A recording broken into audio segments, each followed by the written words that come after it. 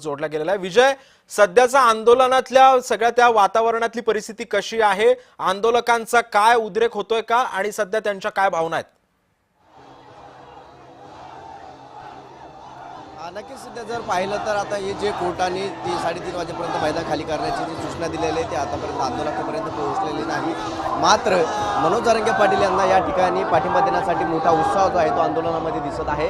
या ठिकाणी जर पाहिलं तर संपूर्ण भगवे रुमाल जे आहे ते हातामध्ये घेऊन पाटील या नावाच्या घोषणाबाजी करत आहे। शिवरायांच्या गाण्यावरती या ठिकाणी दिलेला आहे। जर आपण बघितलं या ठिकाणी लहान लेकरांसह वृद्धांचा देखील मोठा सहभाग जो आहे तो असल्या पाहायला मिळत आहे। आपण जर पाहिलं तर वृद्ध जे आहेत ते हातामध्ये रुमाल घेऊन जे आहेत ते हे करताना आपला रुमाल फिरताना पाहायला मिळत आहेत। आपण दूरपर्यंत बघू शकतो ते वृद्ध जे आहेत ते एक जणाच्या खांद्यावरती बसलेत आणि आरक्षणासाठी हातामध्ये ते रुमाल आणि लढा देण्यासाठी या ठिकाणी आल्याचे पाहायला मिळत आहे।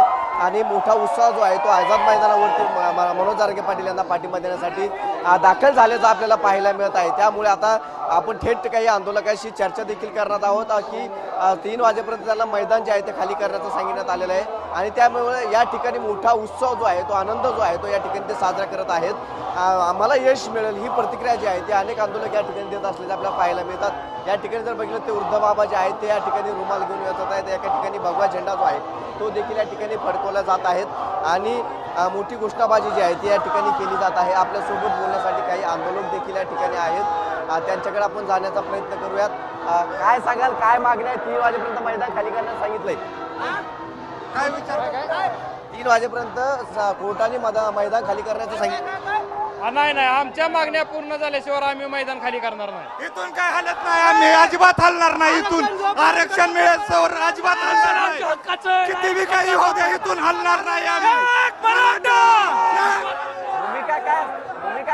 भूमिका काय असणार आहे? आम्ही हल्ला नाही, परभणी आलो, परभणीहून आरक्षण घेतल्याशिवाय हल्ला नाही आम्ही। परभणी हलत नाही। काय इशारा असणार आहे?